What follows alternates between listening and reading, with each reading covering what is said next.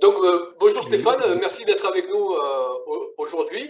bonjour. C'est une petite interview suite à la journée d'études qu'on a faite à Marseille le 8 décembre, qui a été très appréciée par les camarades.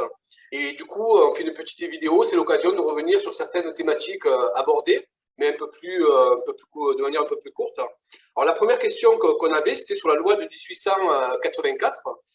Comment s'est-elle mise en place et pourquoi la classe dominante a accepté cette loi? Alors d'abord, elle a mis du temps à l'accepter. Quand on regarde un peu ce qui se passe, ce qui s'est passé autour de nous, la France est l'un des pays qui a le plus tardivement légalisé les organisations syndicales. Ça s'est fait plutôt ailleurs, ça s'est fait plutôt en Angleterre, ça s'est fait plutôt en Allemagne. Chez nous, ça a été un peu un chemin de croix. Et d'ailleurs, il y a eu 8 années de débat pour parvenir à cette loi de 1884. Hein. La première proposition qui avait été faite, proposition de loi, datait de 1876. Donc on voit bien que cet ordre dominant, politique, économique, le patronat, les républicains de la Troisième République, ont eu du mal à accepter ce droit syndical. Et l'autre singularité, c'est que d'ailleurs, ils l'ont accepté 20 ans après avoir toléré la grève. Hein. Il faut quand même rappeler aussi, parce que les deux sont liés, que c'est en 1864 que la grève n'est pas devenue encore un droit en bonne et due forme, mais a été dépénalisée, c'est-à-dire le fait d'arrêter le travail ne conduisait plus forcément devant les tribunaux. Donc ça n'est que 20 ans après que le droit de s'organiser a été accepté. Il fallait trouver, je dirais, pour l'ordre dominant, la forme qui lui convenait.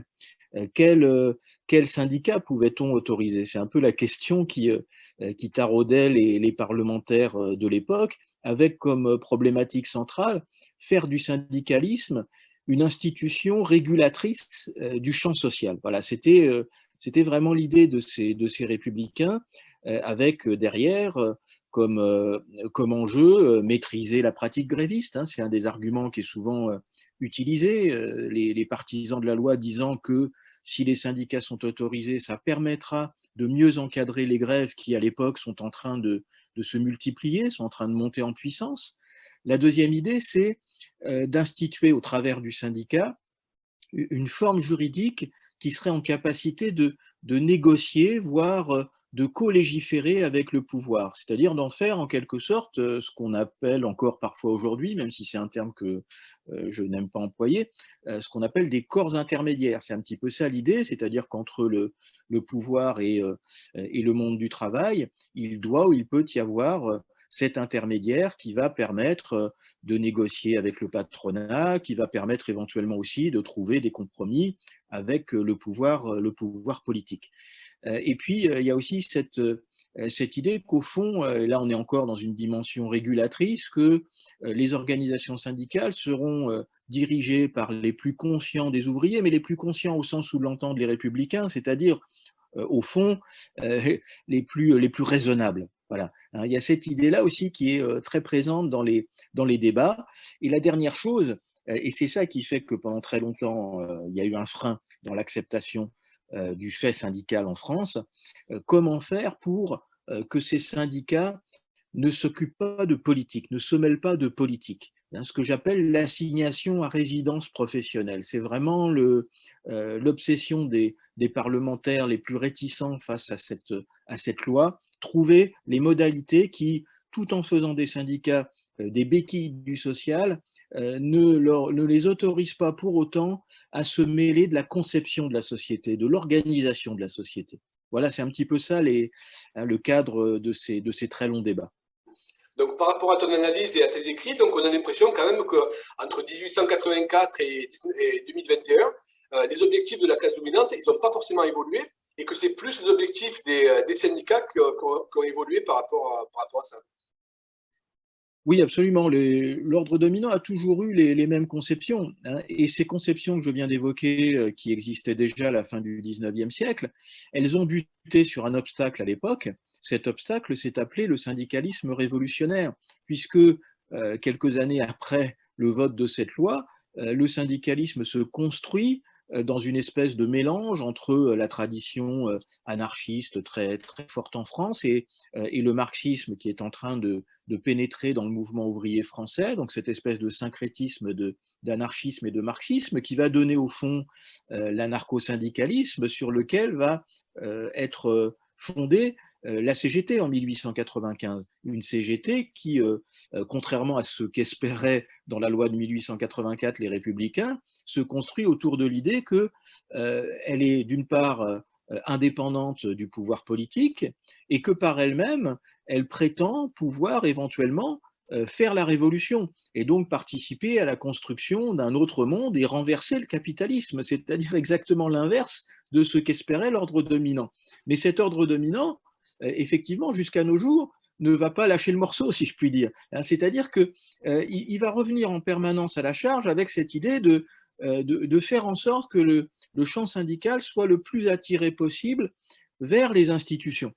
Voilà, c'est vraiment ça l'idée, c'est-à-dire qu'au lieu d'être un syndicalisme qui prétend mettre à bas le capitalisme, qui prétend fragiliser les institutions, qu'il soit au contraire un instrument qui permette, en irriguant le corps social, de pérenniser les institutions et de participer au fond à la pérennisation de l'exploitation de la masse des travailleurs par le système capitaliste. Donc ça, on le retrouve en permanence. Et les débats de 1884, on pourrait d'une certaine manière les dupliquer jusqu'au XXIe siècle.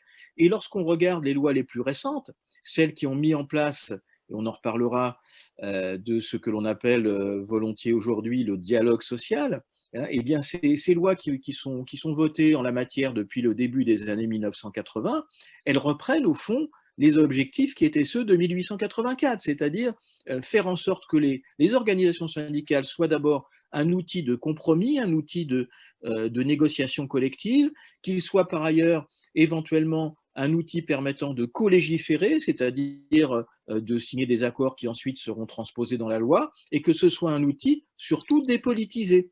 On retrouve tous ces éléments-là, tous ces objectifs-là présents depuis la fin du XIXe siècle jusqu'à nos jours. Sauf qu'aujourd'hui, et là aussi on en reparlera certainement, aujourd'hui on peut dire que d'une certaine manière, les élites politiques et économiques de notre temps sont en quelque sorte parvenues à mettre en application ce qui avait été le rêve des républicains de 1884, parce qu'en effet, la trajectoire d'une partie du champ syndical français s'est effectivement, à mon sens, orientée vers l'application des injonctions de cet ordre dominant. Non, non, et du coup, par rapport à ce que tu viens d'expliquer, donc il y a un mot qui revient souvent dans tes écrits, en tout cas que tu mets en avant, c'est le mot exclusivement. Et c'est vrai que c'est un mot qui a particulièrement fait débat en 1884. Ouais. Alors voilà, dans l'article de la loi de 1884 qui évoque le rôle des organisations syndicales, il y a cet adverbe qui va pendant des jours et des jours susciter des débats terribles. À savoir qu'au départ, la loi était formulée de telle manière qu'elle disait que les organisations syndicales ont pour objectif la défense des intérêts professionnels. Bien. Les sénateurs en particulier vont batailler pour que soit ajouté l'adverbe exclusivement, c'est-à-dire pour que la phrase devienne les syndicats ou les chambres syndicales ont pour fonction exclusivement de défendre les intérêts professionnels. Et la raison pour laquelle les parlementaires ou certains parlementaires insistent pour que soit ajouté l'adverbe exclusivement, c'est en disant si un jour ces organisations syndicales sont tentées de s'occuper de politique, eh bien, les juges pourront plus facilement les condamner. Parce que si on met l'adverbe exclusivement, c'est plus fort que si on ne le met pas. Mais ça montre bien qu'il y a cette crainte, justement, cette crainte que les organisations syndicales s'orientent vers des conceptions d'ordre politique, c'est-à-dire au fond, réfléchissent à l'organisation de la société. Et ils sont d'ailleurs pas complètement rassurés, hein, même lorsqu'ils font ajouter l'adverbe exclusivement, parce qu'effectivement, il va être ajouté, mais ils ne sont pas complètement rassurés.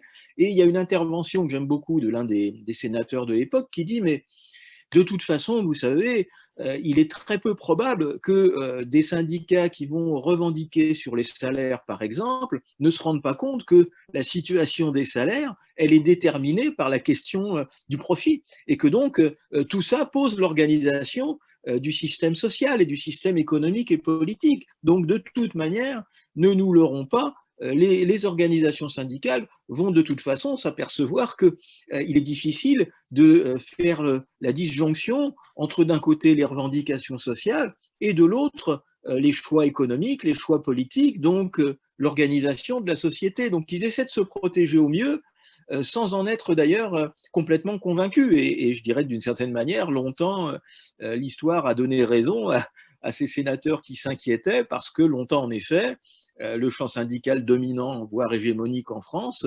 n'hésitait pas, encore une fois, à penser l'organisation de la société, à faire le lien entre les revendications du quotidien et le choix de société que l'on veut. Ce que la charte d'Amiens de 1906 appelle la double besogne. C'est ça la double besogne, s'occuper d'un côté des revendications quotidiennes et de l'autre des formes d'organisation de la société. D'accord. Alors, du coup, dans la continuité de ce que tu viens d'expliquer, donc en quoi consiste le modèle CGT et comment il a évolué depuis une quarantaine d'années par rapport à ça?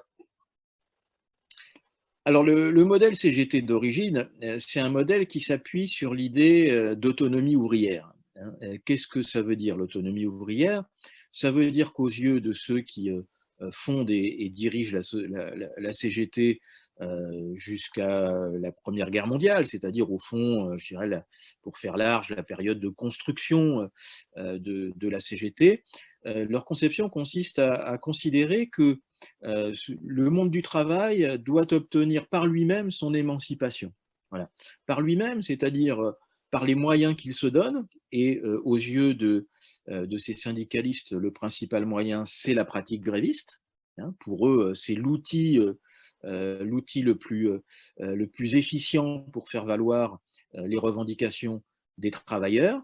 Ça veut dire aussi que, par ailleurs, ce syndicalisme pense la société de demain, voilà, c'est-à-dire pratique l'utopie, imagine un autre monde.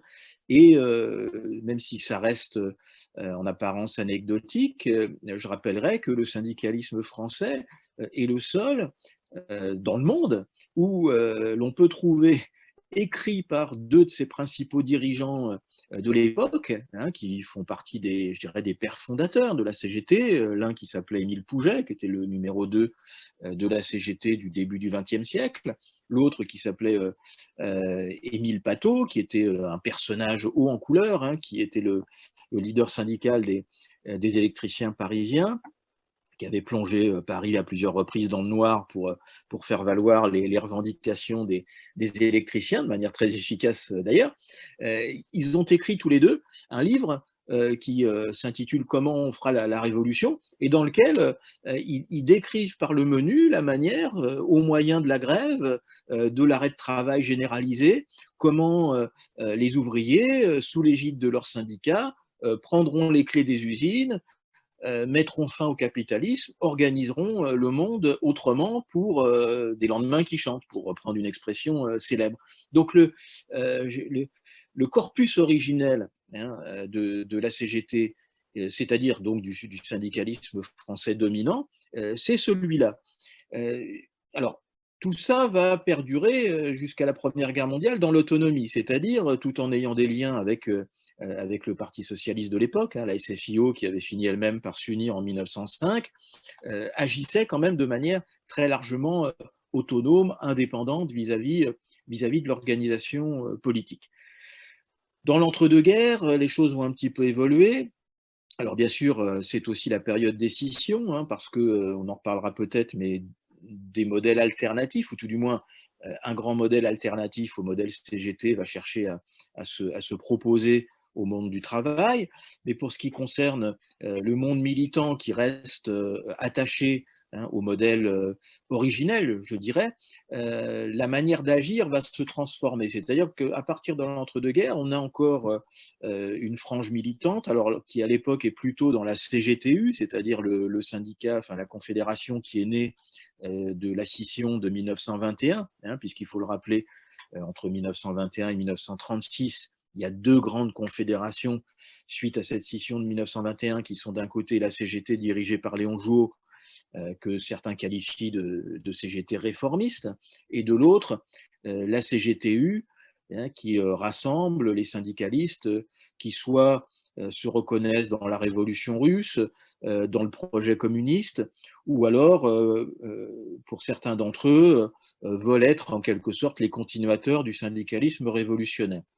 Et donc ceux qui se retrouvent dans cette CGTU et qui en quelque sorte reprennent une partie de ce qui avait été le modèle CGT d'avant 1914, il s'agit toujours, bon, à la fois de faire valoir des revendications quotidiennes, mais de lutter aussi pour la fin du capitalisme. Mais alors de manière un peu différente de ceux des syndicalistes d'avant 1914, c'est-à-dire en l'occurrence en association privilégiée avec un parti politique, pour ce qui est de la CGTU avec le Parti communiste, sachant que la CGT de Léon Jouot, qui est sur des bases plus réformistes, travaille, elle, plutôt en lien avec la SFIO. Donc à ce moment-là, dans l'entre-deux-guerres, il y a une connexion plus nette qui se fait entre des partis politiques qui se revendiquent de la transformation sociale et des syndicats qui eux-mêmes recherchent soit une adaptation au système, soit une transformation profonde de ce système. Et puis, après la Seconde Guerre mondiale, c'est précisément ce syndicalisme de culture communiste qui va prendre les rênes de la CGT et qui va, jusqu'aux années 80, je dirais, pour l'essentiel, proposer un modèle de syndicalisme qui est le modèle dominant, y compris s'il y a de la concurrence syndicale, mais dominant au sens où même les autres, lorsqu'il y a concurrence, se positionnent très largement par rapport à lui. Et ce modèle CGT, qui domine de l'après-guerre jusqu'aux années 80. C'est un modèle qui continue de rechercher une association parfois avec le champ politique, avec le Parti communiste notamment, mais pas seulement, qui va aussi mettre en place un système de régulation par le conflit. Il faut rappeler que les années 50, 60, 70, c'est en France les années au cours desquelles on a le plus grand nombre de grèves.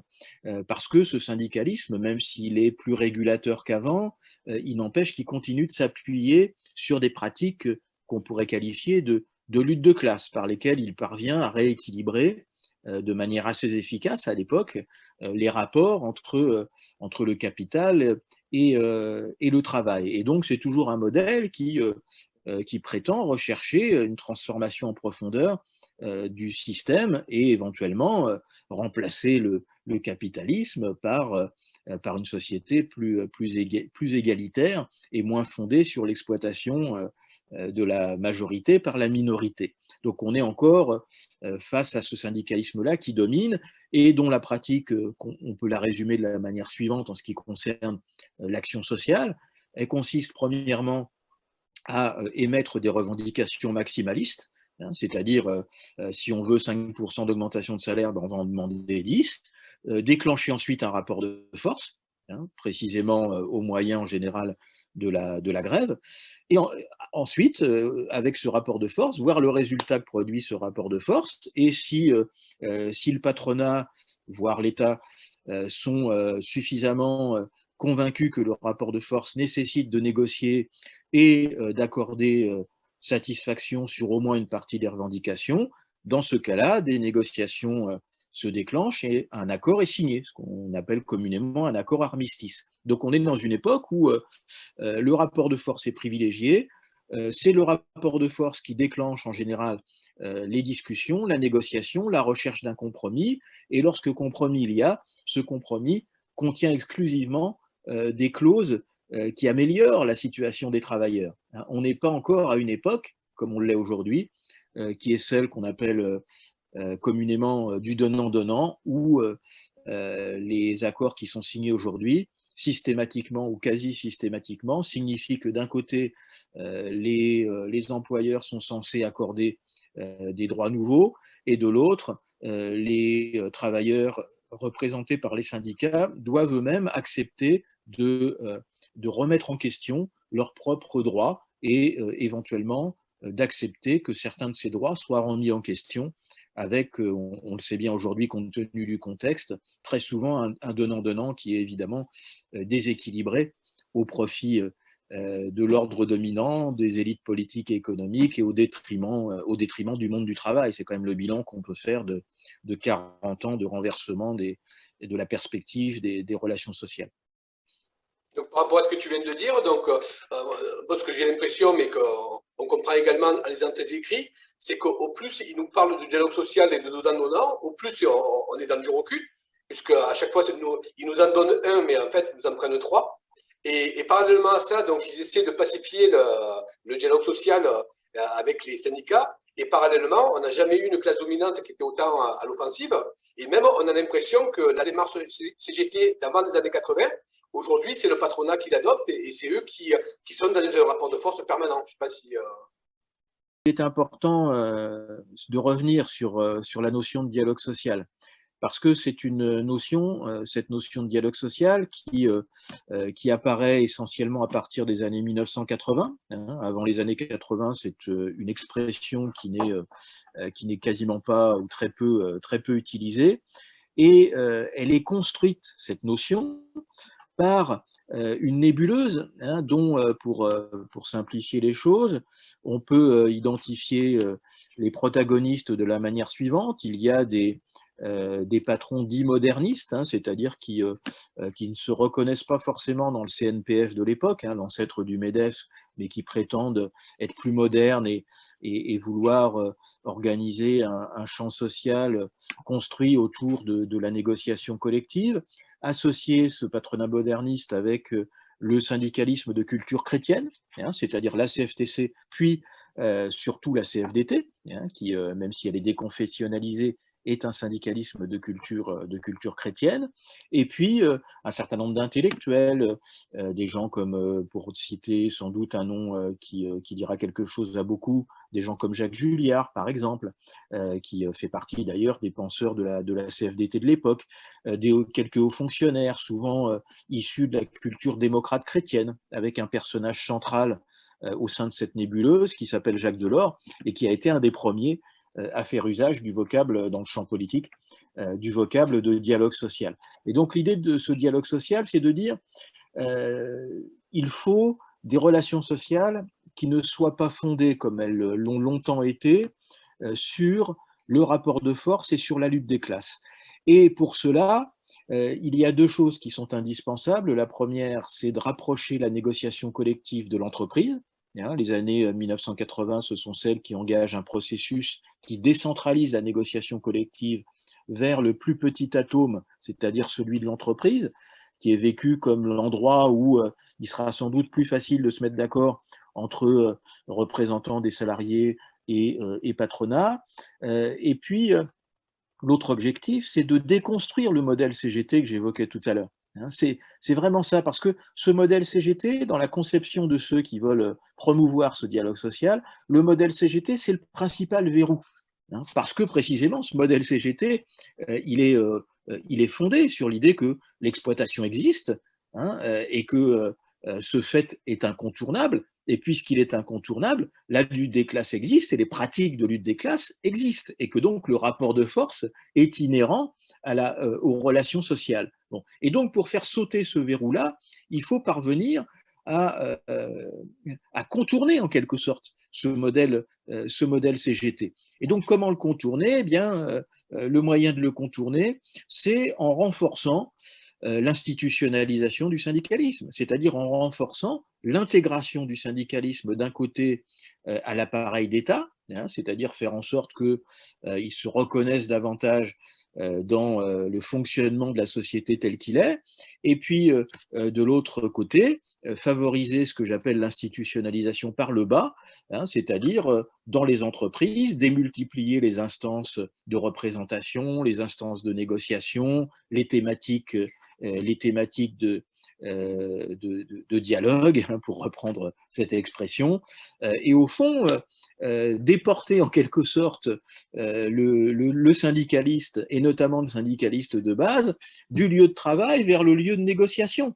Parce que l'espace vers lequel les organisations, en tout cas les représentants des organisations syndicales, les représentants des salariés sont de plus en plus, se retrouvent de plus en plus, c'est moins l'espace de travail finalement que l'espace au sein duquel on va négocier avec les représentants des employeurs. Donc on a cette espèce de double institutionnalisation qui prend en étau le modèle CGT, c'est-à-dire un modèle fondé sur la lutte des classes sur le terrain, et qui en effet fait progressivement des organisations syndicales ce qui avait été voulu en 1884, c'est-à-dire au fond des outils de régulation, des outils de représentation, mais le moins possible des outils de lutte. Voilà, c'est vraiment l'objectif qui est défini au travers de cette notion de dialogue social et qui en effet se trouve introduite dans le champ des relations sociales au pire moment pour le monde du travail. Pourquoi? Parce que le début des années 80, hein, c'est le début de la désyndicalisation, hein, c'est-à-dire au fond la perte d'adhérents des organisations syndicales, hein, qui commence très exactement en 1979. C'est aussi les difficultés électorales que connaît de plus en plus le champ politique le plus sensible aux revendications du monde du travail. C'est aussi ces années 80, la montée en puissance, non seulement en France, mais plus largement dans le monde occidental, du néolibéralisme. C'est la fin du contre-modèle des pays dits communistes, des pays soviétiques de démocratie populaire, qui constituaient, alors là, ce n'est pas une défense du stalinisme, bien évidemment, mais qui constituait un contre-modèle qui obligeait le capitalisme à présenter une vitrine sociale meilleure que l'adversaire qu'il y avait en face. Il fallait être meilleur que lui pour faire en sorte que le peuple ne se reconnaisse pas dans ce modèle-là et préfère au fond le modèle capitaliste. Donc tout ça tombe en même temps. Désyndicalisation, perte d'influence des partis politiques liés au monde du travail, néolibéralisme montant et bientôt triomphant d'une certaine façon, et puis fin du contre-modèle qui obligeait en quelque sorte ce capitalisme à faire preuve d'un mieux-disant social. Voilà. Donc ce dialogue social, il s'instaure, il gagne du terrain, hein, et il fait imploser en effet en grande partie le modèle CGT dans ce contexte-là. Et donc, quand on en fait le bilan 30 ou 40 ans après, c'est forcément un bilan globalement négatif, parce que de toute manière, d'une part, il a contribué à désarmer, de mon point de vue, le monde du travail qui a en partie délaissé sous l'égide d'organisations syndicales plus portées au compromis, qui a un peu délaissé le rapport de force, hein, et puis d'autre part, qui lui a été néfaste à ce monde du travail parce que le contenu des accords qui ont été conclus est globalement un contenu qui contient davantage de pertes que de gains. Voilà le résultat, et ça, ce bilan, il est difficilement, me semble-t-il, il est difficilement discutable. Qui peut prétendre aujourd'hui que ce modèle dialogue social qui s'est déployé depuis 40 ans a fait progresser les droits du monde du travail? Enfin, c'est exactement l'inverse, hein, c'est exactement la dynamique inverse qui s'est installée depuis les années 1980 jusqu'à aujourd'hui. Et donc, par rapport à ça, donc, dans ce contexte de dialogue social exacerbé, il y a quand même des lueurs d'espoir et en tout cas des points qui nous ouvrent des perspectives. Et je pense notamment à la mobilisation de 2006. Quel enseignement donc, tu tires, toi, de cette mobilisation Alors, quand on regarde la mobilisation de 2006, c'est une mobilisation d'abord qui est l'une des rares victorieuses, hein. Il faut quand même rappeler que certains remontent à 1995 et le mouvement social de novembre-décembre, mais je dirais que nationalement, on pourrait remonter à 1968, hein, pour trouver une victoire des travailleurs.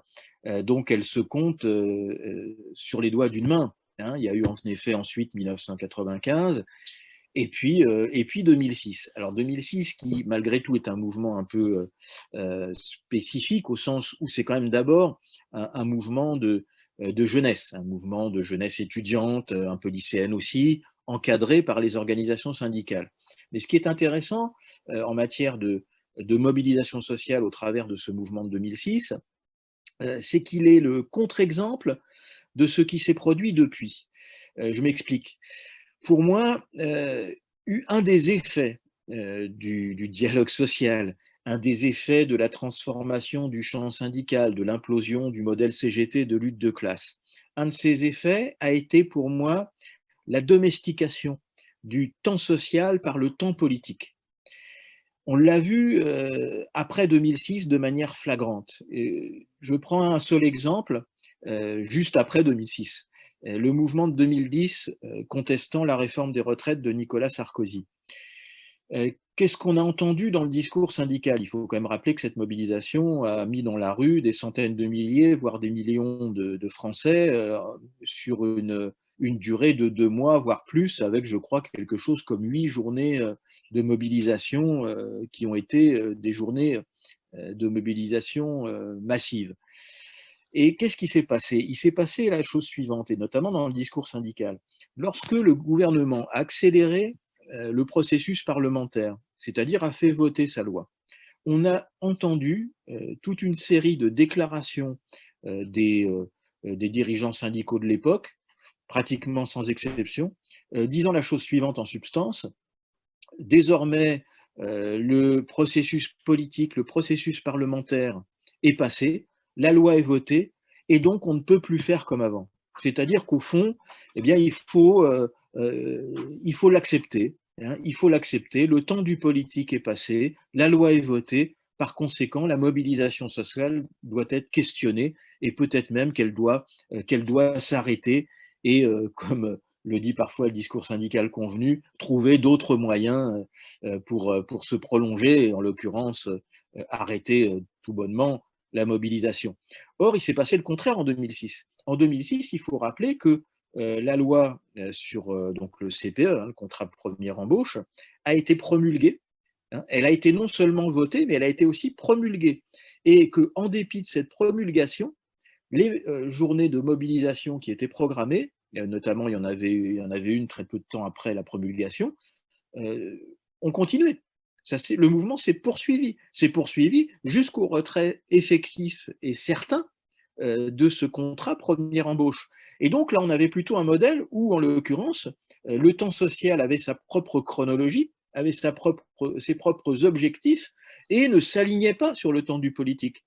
En effet, le temps du politique, en 2006, comme en 2010, il était même allé plus vite. Non seulement il avait fait voter la loi, mais il l'avait donc promulguée, c'est-à-dire qu'elle était censée entrer en application. Et pour autant, ça n'a pas convaincu, loin s'en faut, les jeunes qui étaient mobilisés sous l'organisation, enfin sous l'encadrement des organisations syndicales. Ils ont continué à mobiliser, et sans se soucier de savoir hein, si la loi avait été votée ou pas, promulguée ou pas. Et le syndicalisme français, ça a été très longtemps ce modèle-là, c'est-à-dire qu'au fond, si on a une revendication, hein, eh bien cette revendication, on lutte pour l'obtenir, et peu importe si le champ politique fait voter un quelconque texte législatif, peu importe, de toute façon, à un moment ou à un autre, on peut quand même s'il l'a voté, obtenir satisfaction si on continue de se mobiliser et si on montre qu'en dépit, du vote,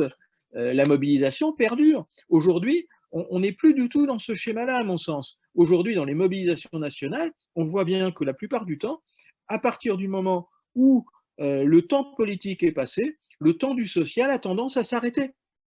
Et que les organisations syndicales, ou en tout cas ceux qui nationalement en sont les porte-parole, ont intégré cette idée que, d'une certaine manière, parce que pour moi on peut l'interpréter comme cela, le temps du politique consiste à domestiquer le temps du social, et que cette domestication, c'est quelque chose d'acceptable parce que le pouvoir politique représente, et ça c'est le discours en particulier bien sûr de la CFDT, représente le discours légitime puisqu'il a été élu. Voilà. Avec, j'en profite quand même pour le dire, hein, cette confusion qui est volontiers faite aujourd'hui entre la légalité et la légitimité. La philosophie politique depuis Jean-Jacques Rousseau dit bien que le pouvoir élu n'est qu'un pouvoir légal. La légitimité n'appartient qu'aux citoyens. La légitimité, autrement dit, n'appartient qu'au peuple. Et par conséquent, la légitimité, elle n'est pas dans les enceintes parlementaires. La légitimité, elle est dans les organisations syndicales, elle est dans le monde du travail, elle est parfois dans la rue, elle est parfois aussi dans la grève, parce que c'est des formes d'expression populaire, des formes d'expression citoyenne. Et donc, si la légitimité appartient aux citoyens à tout moment, elle est donc dans toutes les pratiques qui mobilisent les citoyens. Les enceintes parlementaires ne sont qu'à un moment donné, et pour une durée limitée, ne sont rien d'autre que l'expression de la légalité. Et donc, j'en finis là-dessus, c'est la raison pour laquelle de mon point de vue, la légitimité a une supériorité sur la légalité et que par conséquent, j'en tire la conclusion que pour moi, de mon point de vue, historiquement et citoyennement, je dirais, la mobilisation sociale, le temps de la mobilisation sociale, c'est le temps de la légitimité. Et donc, il n'a aucune raison de se laisser domestiquer par le temps du politique, qui n'est autre que le temps de la légalité. Non, en tout cas, c'est intéressant de le rappeler parce qu'on a tendance à l'oublier. Par rapport donc à ces mouvements, bon, souvent quand on parle des fois avec des syndicalistes, souvent on entend les salariés sont résignés, c'est compliqué de bouger les salariés, il y a une certaine fatalité. Pourtant, paradoxalement, depuis 2016, on sent quand même une ébullition dans le pays. On sent une contestation qui a peut-être jamais été aussi forte, et une colère qui a jamais été aussi forte, on voit que c'est en train de bouillir de tous les côtés. Et malgré ça, bon, il y a quand même eu plusieurs échecs. Donc pour toi, qu'est-ce qui manque pour arriver à une victoire? Et comment on pourrait arriver à canaliser et se servir de cette colère pour vraiment gagner et gagner, on va dire, dans les revendications des travailleurs aujourd'hui? Alors, je ferai une réponse en plusieurs temps. D'abord, je dirais que une espèce de fatalisme, effectivement, parfois semble gagner, y compris jusqu'au discours militant, hein. Alors, ça peut se concevoir, hein. Il est certain que dans le contexte qui est le nôtre, et il est certainement pas facile de militer, de faire valoir les revendications des salariés. Bon, voilà, ça c'est un fait. Cela dit, moi je suis tout à fait en opposition avec cette idée selon laquelle le monde du travail serait résigné. Voilà. Je ne le crois pas ni au plan local ni au plan national. D'abord, et j'en reviendrai après à la période de 2016 jusqu'à 2020. Au plan local, c'est-à-dire sur les lieux de travail, dans les entreprises, heu et de l'aveu même, hein, des études qui sont produites par l'ADARES, hein, l'organisme d'études du ministère du Travail, les tensions restent fortes. La conflictualité est loin d'avoir disparu. Ce que l'on peut constater, c'est plutôt une métamorphose de cette conflictualité et même, d'une certaine manière, un enrichissement de la panoplie conflictuelle. Je veux dire par là que quand on regarde les études de la DARES faites depuis 20 ans à peu près, on constate que la grève traditionnelle, c'est-à-dire celle qui commence le jour J, qui va durer 3 jours, une semaine, 2 semaines, etc., c'est effectivement quelque chose qui a eu tendance à être moins pratiqué, hein. Ça, c'est un fait, mais ça ne veut pas dire qu'il y a moins de lutte de classe. Ça ne veut pas dire qu'il y a moins de rapports conflictuels. Simplement, la grève traditionnelle, qui existe toujours par ailleurs, a été de plus en plus remplacée par des formes de mobilisation qui sont, par exemple, le débrayage. On a vu au contraire, dans les 20 dernières années, une tendance à la montée en puissance des pratiques de débrayage ou d'autres types de pratiques, comme par exemple des délégations plus ou moins spontanées qui vont voir la hiérarchie, comme des grèves du zèle, par exemple aussi, on en pointe un certain nombre, comme aussi le recours, alors ça pour moi c'est quelque chose de plus problématique, le recours au droit qui est de plus en plus fréquent. C'est problématique à mon sens parce que, notamment, le droit, c'est quand même un recours avant tout individuel.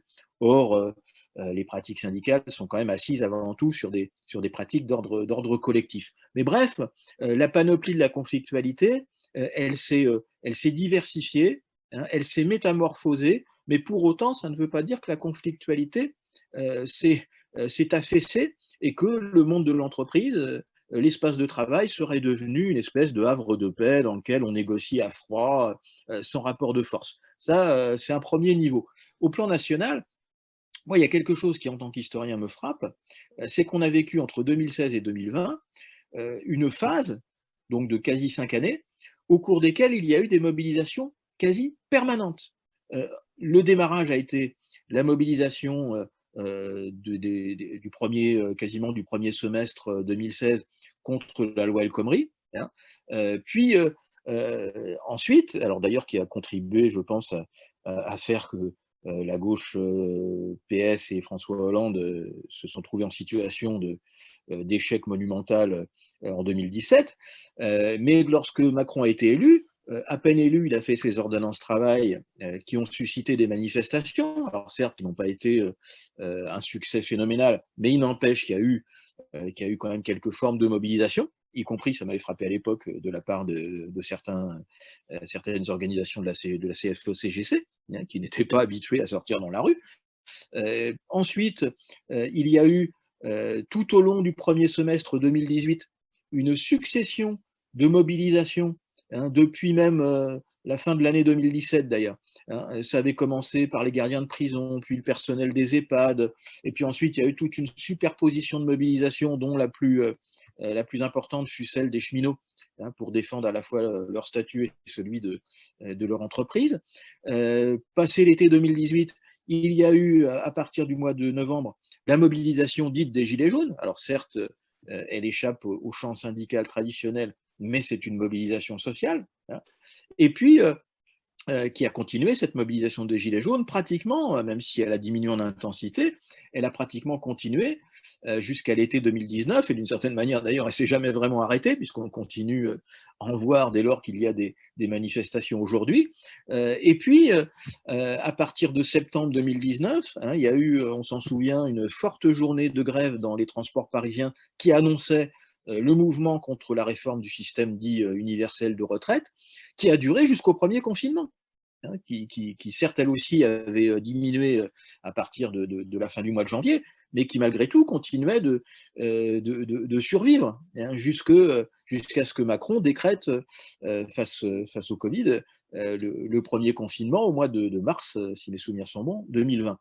Donc on a eu là une longue phase, hein, tout à fait inédite, et puis j'ai oublié d'ailleurs, parallèlement à la loi El Khomri, les nuits debout, hein, qui était aussi une forme de mobilisation sociale. Bon, voilà, il y a une mise en ébullition de la société, moi ça me frappe, une mise en ébullition de la société entre 2016 et 2020 qui a été exceptionnelle et qui montre bien qu'il y a dans une frange de la société, je ne dis pas que c'est toute la société, hein, on voit bien qu'aujourd'hui, c'est dit souvent, et c'est assez vrai, la société française est très fragmentée, mais il y a quand même toute une frange de cette société qui porte un potentiel de critique sociale d'une intensité rarement atteinte. La question, elle est pour moi, notamment, que cette intensité de la critique sociale ne trouve pas les modalités qui lui permettraient d'être portée dans le champ institutionnel, d'être portée dans les institutions, dans les enceintes politiques. Et elle se heurte systématiquement à ce mur du politique. Pour moi, pour deux raisons essentielles, à savoir que d'un côté, il n'y a pas les forces politiques aujourd'hui en état vraiment de porter ces revendications, mais il n'y a pas non plus un syndicalisme suffisamment assis sur ces conceptions très classiques du syndicalisme français, c'est-à-dire des conceptions où on imagine un avenir différent pour la société, où on va porter un projet politique même, hein, au sens noble du terme, c'est-à-dire un projet global de transformation de la société. Donc, c'est quelque chose que ces mouvements, depuis 2016, ne trouvent finalement ni pleinement dans le champ politique, ni pleinement dans le champ syndical.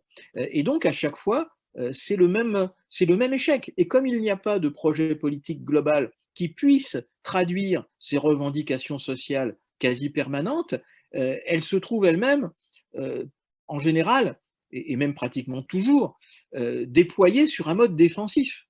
Parce que ce qui, dans notre histoire, a permis aussi de déployer des mouvements sociaux offensifs, c'est précisément parce qu'il y avait des conceptions politiques, c'était donc encore une fois des conceptions des projets globaux de transformation de la société qui permettaient d'avoir une perspective susceptible de nourrir des mobilisations offensives. Ça, je pense que c'est un autre problème dans lequel on se trouve, c'est-à-dire cette quasi-incapacité aujourd'hui du champ social, hein, à promouvoir des mobilisations qui ne soient pas défensives, au plan national en tout cas. Bon. Et tous ces mouvements depuis 2016, et même depuis 68, hein, parce que 95 aussi, c'est un mouvement défensif. Il n'y a eu que des mouvements défensifs. Et tout ça nous ramène à la question du rapport aux politiques, à la question du projet politique, à la manière dont le champ social qui s'agite va trouver les modalités d'intervention dans le champ institutionnel, dans les enceintes parlementaires, comment il va s'emparer de ce niveau-là. Parce qu'il me semble, moi, que s'il ne parvient pas à s'emparer de ce niveau-là, et on le voit dans tous les exemples historiques que l'on peut déployer si on veut, s'il ne trouve pas les modalités de s'inscrire dans une dynamique politique, voilà, eh bien le champ social et la mobilisation sociale se heurteront toujours au même mur et on aura une répétition, parce que je suis convaincu qu'après la période qu'on est en train de connaître,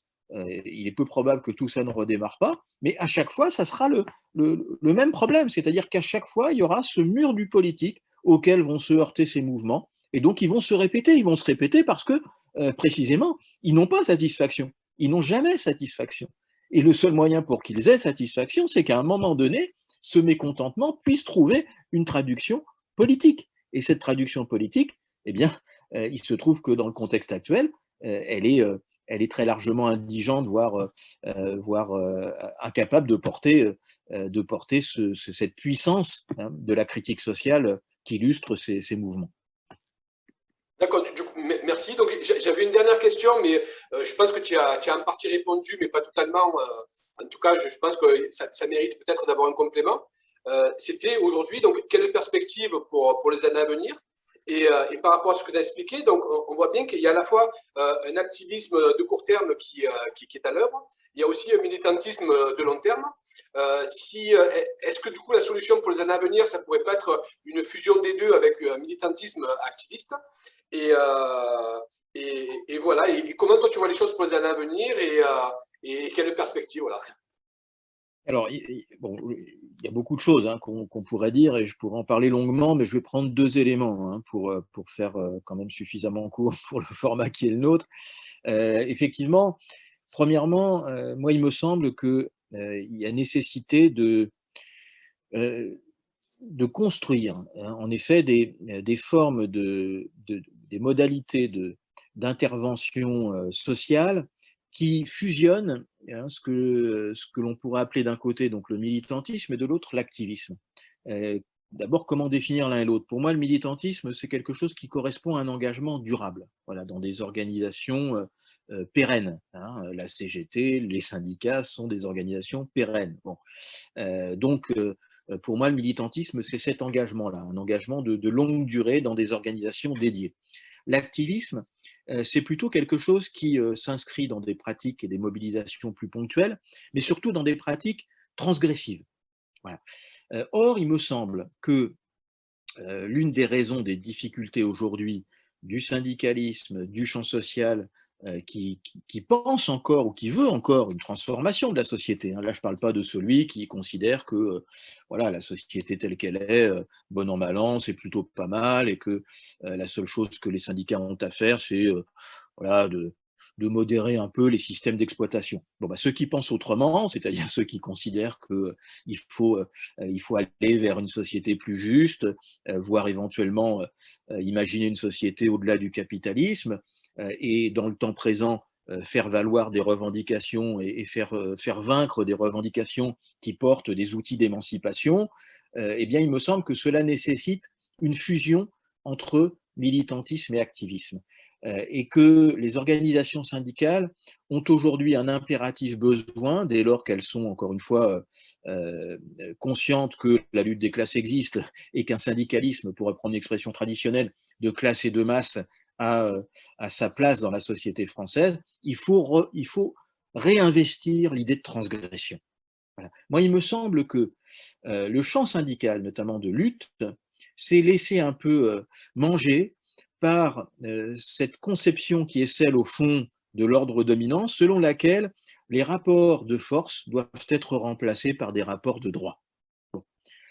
Alors certes, le droit, il peut être utile. Évidemment, les syndicats l'utilisent et ils ont raison de le faire lorsque ça permet de faire avancer des revendications. Il n'empêche que le droit, il est avant tout écrit par ceux qui participent de l'ordre dominant. Que je sache, le droit, il est voté dans des enceintes institutionnelles par des élites politiques qui ne sont pas forcément en adéquation avec les idées d'émancipation du monde du travail. Et donc, accepter au fond que ces rapports de droit qui construisent des normes et qui cherchent au contraire à, je dirais, neutraliser le rapport de force, et bien que ces rapports de droit doivent être dominants, c'est à mon sens une erreur. Et par ailleurs, penser cela, c'est quelque chose qui éloigne de la transgression. Or, quand on regarde l'histoire sociale française, hein, je ne dis pas que c'est pareil dans les autres pays, chaque pays a son histoire, bon, mais dans la nôtre, il se trouve que les grandes avancées sociales ne se sont faites que dans la transgression. Je prends deux exemples. En 36 et en 68, les ouvriers ou les travailleurs n'auraient pas occupé leurs usines, n'auraient pas occupé leur lieu de travail, n'auraient pas fait peur à l'ordre dominant par des pratiques transgressives, parce que occuper son lieu de travail, c'est nier le droit de propriété d'une certaine manière. Bon, c'est transgressif, c'est hors la loi d'occuper son lieu de travail et d'empêcher le patron de s'y rendre ou d'empêcher ceux qui voudraient encore travailler d'y aller. Bon, bah, c'est transgressif, c'est hors la loi tout ça. Les gilets jaunes, alors c'est hors champ syndical, c'est encore autre chose et ça peut porter par ailleurs à toute une série de critiques et de limites, mais il n'empêche que si les gilets jaunes, à un moment donné, on l'a vu, ont obtenu des concessions certes ponctuelles et qui dans le temps, on le voit bien, ne sont pas parvenus à s'installer, mais il n'empêche qu'à un moment donné, s'ils sont parvenus à faire peur au pouvoir, c'est parce qu'ils ont développé des pratiques transgressives tout simplement. Alors je ne dis pas qu'il faut être violent, ce n'est pas la question. Il peut y avoir des pratiques transgressives qui sont non violentes. Occuper de son lieu de travail, comme je le disais, c'est une pratique transgressive qui n'est pas marquée du sceau de la violence, sauf si le pouvoir cherche à faire évacuer le lieu de travail, mais dans ce cas-là, la violence, elle est de son côté et pas de celle du mouvement social. Mais toujours est-il que je pense qu'il y a un besoin de retrouver cette dimension transgressive de l'action syndicale sans laquelle, dans notre pays, il n'y a quasiment jamais eu d'avancée sociale majeure. Et il me semble aussi que, par ailleurs, il y a toute une frange de la société, notamment chez les plus jeunes, hein, parce qu'il y a un besoin aussi de renouvellement du champ syndical d'ailleurs, qui est en demande de ce type de modalité d'action, c'est-à-dire quelque chose, encore une fois, d'activisme, c'est-à-dire de désobéissance. Voilà. Et il me semble que l'un déconnecté de l'autre n'a pas grand sens. Le militantisme sans l'activisme, c'est du syndicalisme de dialogue social, voilà, qui est pour moi fondamentalement neutralisé. L'activisme sans le militantisme, c'est quelque chose qui éventuellement peut obtenir un résultat, mais de manière très ponctuelle. C'est la raison pour laquelle je préconise l'alliance entre les deux. C'est-à-dire d'un côté, en effet, l'engagement durable que signifie le militantisme, et qui me paraît tout à fait indispensable, et notamment pour avoir une perspective de long terme, mais de l'autre, des pratiques activistes, des pratiques de désobéissance, des pratiques transgressives qui permettent d'une part d'en revenir probablement à je dirais, des actions plus offensives, et d'autre part, de susciter un rapport de force qui soit plus efficient que la négociation à froid. Et puis, la deuxième chose, moi, qui me semble potentiellement intéressante à réfléchir, c'est ce que j'ai appelé dans un écrit récent, penser peut-être à un travaillisme révolutionnaire. Qu'est-ce que j'entends par là? Le travaillisme, ça fait référence à un des grands modèles qui est le modèle anglais, dans lequel historiquement, c'est le syndicat qui a créé un parti politique chargé d'aller porter dans les enceintes institutionnelles et traduire en loi une partie des revendications du monde du travail. Bon. Ce travaillisme, il s'est construit sur des bases qui n'étaient pas forcément celles d'un syndicalisme de lutte de classe comme le nôtre s'est construit historiquement. Bon, c'est la raison pour laquelle je parle, ou je parlerai de travaillisme révolutionnaire. Mais qu'est-ce que ça veut dire? Ça veut dire reprendre du modèle anglais l'idée selon laquelle du champ syndical peuvent émerger des idées politiques, et pourquoi pas émerger.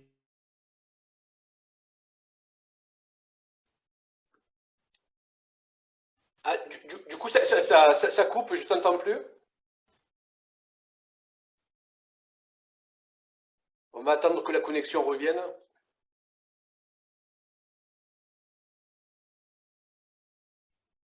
Ah, on était Ouais, coupé. voilà, c'est bon, ça revient.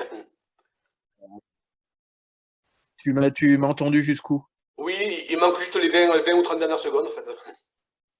Donc, c'est quand j'étais parti sur le travaillisme révolutionnaire, Voilà, c'est ça, ouais. c'est ça? Ouais, donc je peux reprendre avec ça du coup. Donc oui, alors je parlais de travaillisme révolutionnaire, donc en référence au modèle anglais, hein, où le syndicat a créé un parti politique chargé de porter dans les enceintes parlementaires les revendications du monde du travail. Alors dans une perspective qui n'est pas celle du syndicalisme français, qui lui est un syndicalisme de lutte de classe, mais plutôt dans la perspective d'un syndicalisme plutôt de compromis, hein, mais bon, avec quand même une certaine efficacité de ce travail-là. Et c'est la raison pour laquelle je parle de travaillisme révolutionnaire, c'est-à-dire donc, comme je le disais avant, mais je ne sais pas si ça a été enregistré, comme je le disais, donc un champ syndical qui soit en capacité de porter un projet politique et de faire en sorte que ce projet puisse se trouver intégré à l'intérieur des enceintes institutionnelles, des enceintes parlementaires. Alors, comment ça reste à réfléchir, mais en tout cas, il me semble qu'il est nécessaire de trouver les modalités qui permettent de construire une issue politique à la critique sociale qu'on évoquait tout à l'heure.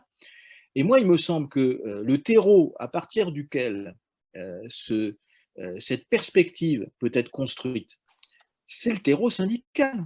Parce que qu'on le veuille ou non, telle qu'est aujourd'hui la société française, les partis politiques de gauche, ceux qui d'une manière ou d'une autre, veulent ou prétendent porter les revendications du monde du travail.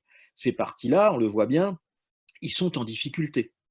Et au jour d'aujourd'hui, ils ne me paraissent pas en capacité de produire une offre révolutionnaire suffisamment forte à elle toute seule, bon, pour porter cette critique sociale.